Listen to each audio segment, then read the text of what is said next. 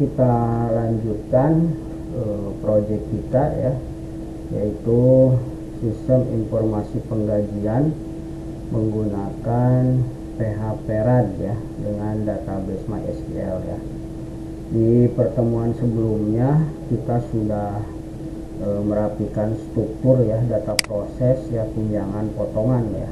Mungkin pertemuan kali ini kita coba rapikan sekaligus kita melihat absennya ya. Kita cek dulu ya, di proses yang kemarin sudah kita perbaiki ini ya, nama tunjangannya, ini jumlahnya ya, lalu di potongannya juga sudah ya, nama potongannya ya, nama karyawannya ya, ini sudah. Lalu untuk absen, nah ini di sini kita strukturnya kita rubah ya, jadi absen ini kita rubah ke tanggal di sebelah kiri ya. Kita buka PHP-nya di absensi di sini ya, kita lihat. Nah ini tanggal di atas ya. Nah untuk ini nama ya, ini nama karyawannya di belakang atau setelah tanggal gitu ya. Lalu untuk view-nya juga mungkin sama ya, nanti geser ya, sama proses inputnya juga sama ini gitu ya, tanggal dulu ya. Coba kita tes dulu ya, view ya, review, kita preview ya. Nah di sini kita lihat hasilnya, refresh, proses data absensi. Nah ini tanggal sudah berubah ya sini. Nah, oke, terus untuk view-nya juga sudah berubah ya, tanggal dulu ya. Lalu kita editnya juga kita lihat ya ini. Nah di sini ini kan seharusnya tampilannya nama ya di edit ini, bukan ID-nya, karena kalau ID kita nggak tahu ID berapa gitu ya. Oke, kita rubah berarti di edit ya, page, edit sini ya. Nah, di edit ini, di ID sini kita selectnya kita rubah ya di sini. Nah ini berdasarkan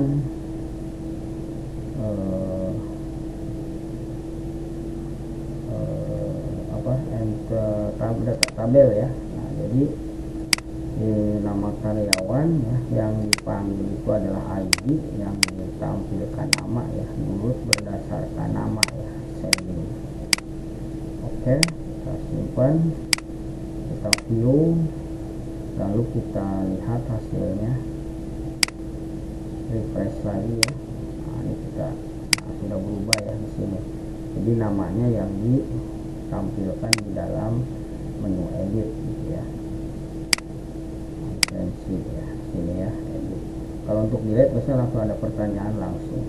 Oke, berarti ini struktur ini sudah oke, nggak ada masalah. Nah sekarang kita coba telusur tentang transaksi ya, gaji. Nah di sini kan baru 3 orang. Nah ini juga kita lihat ya, urutannya itu adalah periode, tanggal transfer ya, ID. Nah ID ini sebenarnya harusnya adalah nama ya. Kita rubah, coba lihat di sini untuk gaji ya, ini ya, view-nya periode ya, lalu tanggal transfer, lalu ID. Nah ID ini seharusnya adalah relasi dari tabel ya. Jadi ini ketemu tabel karyawan berdasarkan ID, yang ditampilkan adalah namanya. Oke ya. Terus tunjangan lain, potongan ya, yang lain kan sebenarnya umum ya. Jadi ini aja yang ditampilkan di dalam proses penggajian, karena ini semuanya adalah rumus nantinya ya. Terus untuk view-nya juga kita samakan ya, tanggal transfer ID. Nah ini harus mewakili nama. Oke. Lalu untuk add ya, tambahan, nah ini juga harus berdasarkan nama ya. Nah di sini berdasarkan karyawan ya, ID karyawan, labelnya adalah nama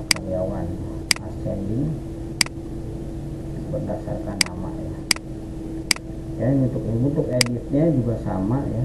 Editnya kita lihat di sini, karyawan itu berdasarkan tabel karyawan ya. ID karyawan, nama karyawan, dan nama ascending ini untuk urutannya ya. Oke, kita simpan ya ke preview atau reload ya. Kita lihat hasilnya di refresh. Ini di transaksi gaji ini sudah berubah ya. Nah, ini nama. Nah, cuma ini labelnya harus diganti sepertinya ya. Ya, labelnya harus diganti. Ini kita tambahkan di sini ya. ID karyawannya menjadi nama ya, di view ya. Oke, kita sini dilihat di view-nya ini adalah, nah ini bukan ID tapi nama itu ya.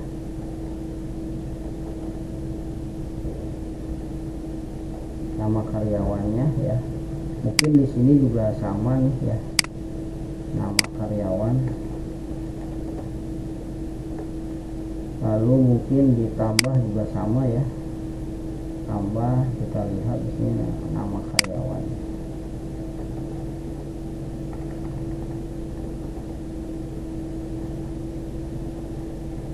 Lalu diedit juga mungkin sama di sini udah ya. Oke, kita simpan view. Nah, baru kita refresh ya.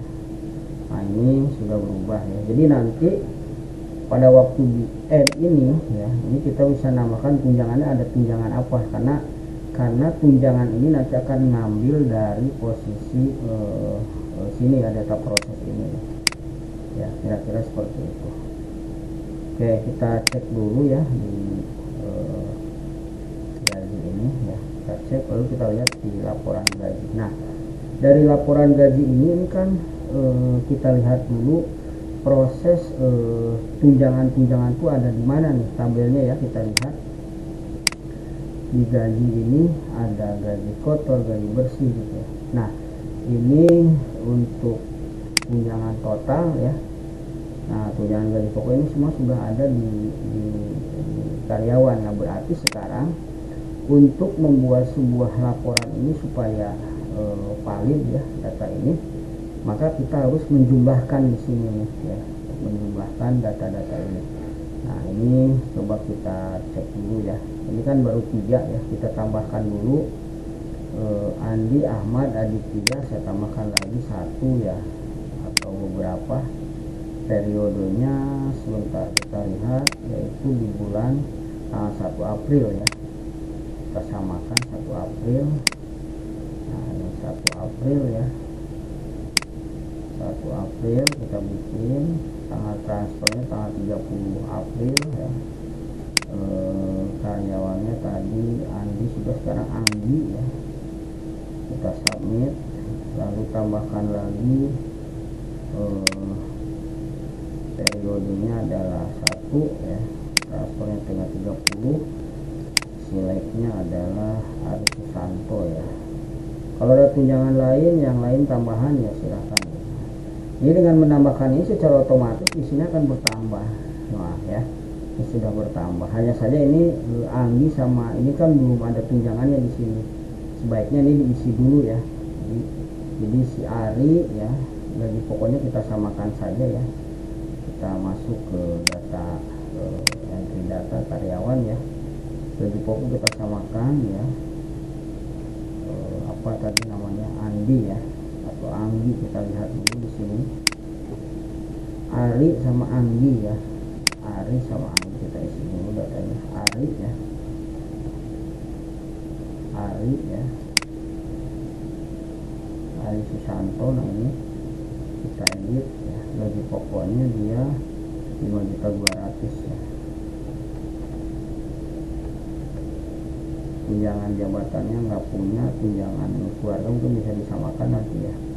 Kita lihat ya. Oke, terus siapa lagi tadi kita lihat di laporan ya, Anggi ya. Anggi ini tunjangan keluarga semua sama ya, transport juga semua sama kita anggap ya, makan juga 450 ya, kita samakan saja. Oke, kita balik lagi ke master datanya. Di sini Anggi ya, Anggi. Nah ini kita edit ya. Ini gaji pokoknya 5.200.000. Tunjangan keluarganya berarti 300 ya. Ini adalah 400. Ini 450. Oke ya. Lalu Ari tadi ya, Ari ya. Oke, kita lihat Ari ini di sininya 300.000 ya, transportnya 400.000, sama tunjangan makannya adalah 450. Oke, ini sudah ada ya, berarti di sini kita lihat di laporan sudah ada ya. Nah ini udah lengkap nih. Nah tinggal masalahnya adalah bagaimana caranya si data ini ya, karena memang diisi dulu. Misalnya saya tambahkan lagi ya, seharusnya kan idealnya ini diisi dulu, silakan nanti Anda isi nih ya, gaji pokoknya, tunjangan jabatannya. Kalau biasanya ini diisi ketika karyawan itu masuk ya, kalau karyawan belum masuk ya tentunya nggak mungkin ada di sini di masa karyawan. Nah mungkin saya akan ambil contoh lagi beberapa nama ya. Ini baru Ari Susanto. Nah saya tambahkan lagi mungkin dengan nama setelah Ari Susanto itu 30 Ari Susanto, Ari ya, submit, terus Bambang ya. Terus Bambang ya. Oke, kita isi lagi ya, Bambang, lalu di sini submit. Nah, ini sudah ada berapa nih? 7 ya. Nah satu lagi lah ya, setelah ini kita isi lagi ya, setelah Bambang Bayu ya. Oke, setelah Bayu kita isi lagi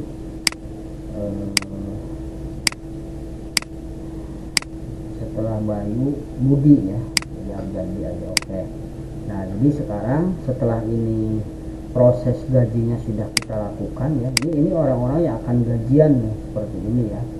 Nah, lalu kita perbaiki dulu ya di sini ya, di apa di master ya, master gajinya ya, kita samakan saja ya, Arif ini ya, dari mulai Arif ya, Arif ya, kita ketik di sini Arif. Oke, nah Arif kita edit, kita tambahkan di sini gajinya sama ya, 5.200.000. Lalu tunjangan yang nggak ada ya, kalau 300.000. Lalu di sininya 400.000. Ininya adalah 450 ya.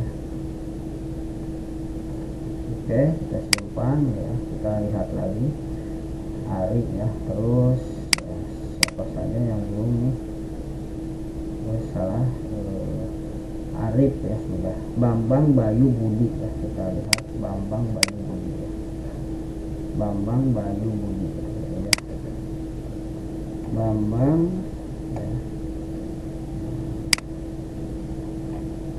Samakan saja ya, 5.200.000, sininya 300.000, di sininya 400.000, sininya 450. Oke ya, terus juga Bayu kita samakan di sini ya, 5.200.000. Lalu di sininya 300.000, sininya adalah 400.000, sininya adalah 450. Satu lagi Bambang Bayu Budi ya. Ini sebenarnya nanti Anda bisa ngambil sampel sendiri lah ya, karena memang datanya kosong. Jadi kalau kosong nanti tidak bisa dihitung ya dari gajinya. Ini kan proses ini dilakukan apabila ada karyawan baru ya. Jika ada karyawan baru langsung diisikan data ini, sebenarnya begitu aturan dari prosedurnya begitu. Karena ini sebenarnya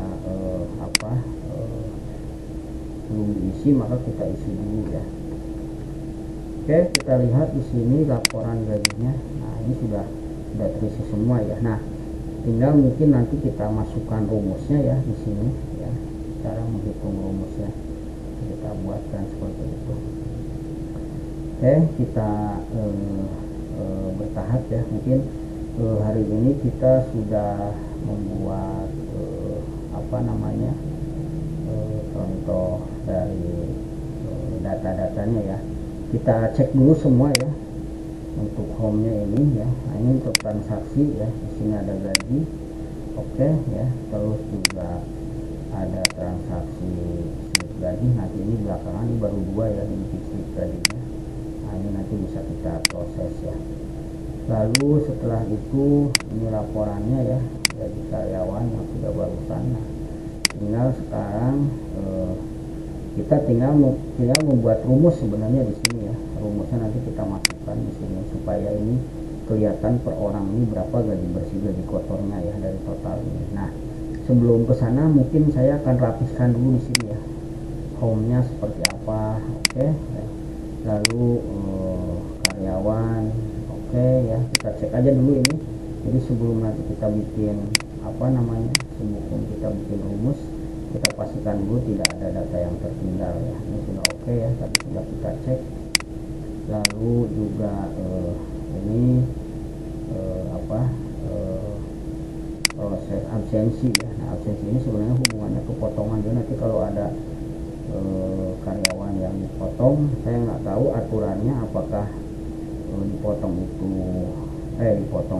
tidak masuk itu ada potongan. Biasanya sih kalau perusahaan ya rata-rata kalau nggak masuk dipotong gitu ya, kira-kira gitu. Ini hanya 2 orang misalkan gitu di bulan 2, ini berarti kan kalau bulan 4 hadir semua gitu ya. Kecuali kalau sini kita tambahkan lagi nih ya, misalkan di bulan karena gaji yang sekarang ini April ini ya, ini sebenarnya laporan atau data di bulan Maret idealnya kan begitu tutup bukunya gitu ya. Jadi nanti diambil data-data yang berdasarkan Maret, itu pun mungkin bisa jadi tanggal berapa dia tutup buku, apakah dari tanggal 15 Maret sampai dengan 15 April gitu ya, atau mungkin dari tanggal 1 Maret sampai 30 April gajiannya tanggal 1 atau tanggal 30, kan bisa seperti itu. Ini sebenarnya tinggal masalah teknisnya seperti apa gitu ya, mau diatur seperti apa. Sini saya menjelaskan tutup bukunya itu kalau di sini ya kurang lebih gaji itu dibagikan sekitar tanggal 1, bukan tanggal 1 prosesnya itu tanggal 1 arti di bulan April ya. Mungkin pembagiannya ini bisa dikategorikan dia masuk di di bulan di tanggal 30 tanggal transfernya. Berarti prosesnya itu adalah proses tanggal 1. Artinya semua transaksi yang dimasukkan ke sini itu seharusnya transaksi di bulan April gitu lah. Kalau mau ngambil kita amannya ya tanggal 1 April sampai tanggal 30 gitu ya. Karena dengan tanggal 30 pasti ini sudah jadi semua gitu ya. Tutup buku tanggal 30 ya. Atau mungkin tanggal 25 ya. Bisa saja dari tanggal 25 Maret sampai 25 April ya gitu. Nah, terus kita cek lagi di sini gaji sudah oke. Nah, ini slip gaji bisa kita tambahkan ya. Seperti ini. Nah, ini slip gaji itu ini 13 suapah. Kita perbaiki dulu ya. Ini slip gaji 13 suapah di sini. Nah, ini seharusnya kan bisa saja mungkin nama kali di sini ya. Nah, ini ya di sini. Ini adalah prosesnya gitu. Ini untuk slip gaji ya, nanti bisa kita view begini. Ini kita lihat berapa nominalnya, view-nya ya, ini ada. Nah, ini nanti di sini harus ditambahkan nilai-nilai gaji setelah rumus masuk ya. Oke, ini kita lewatkan dulu. Lalu laporan, nah ini yang akan kita lanjutkan ya. Oke, mungkin untuk sistem penggajian ya menggunakan praperan ini sampai sini dulu ya. Nanti selanjutnya kita akan lanjutkan ke rumus perhitungannya ya. Kita sudah membahas tentang tadi dari mulai struktur dari absensi ya, nanti ke transaksi sudah ya, dan ke laporan juga sudah, tinggal rumusnya saja mungkin gitu. Oke, mungkin pertemuan kali ini itu saja dulu ya yang bisa saya sampaikan, kurang lebihnya saya mohon maaf. Saya akhiri dulu. Bila taufiq wal hidayah. Assalamualaikum warahmatullahi wabarakatuh.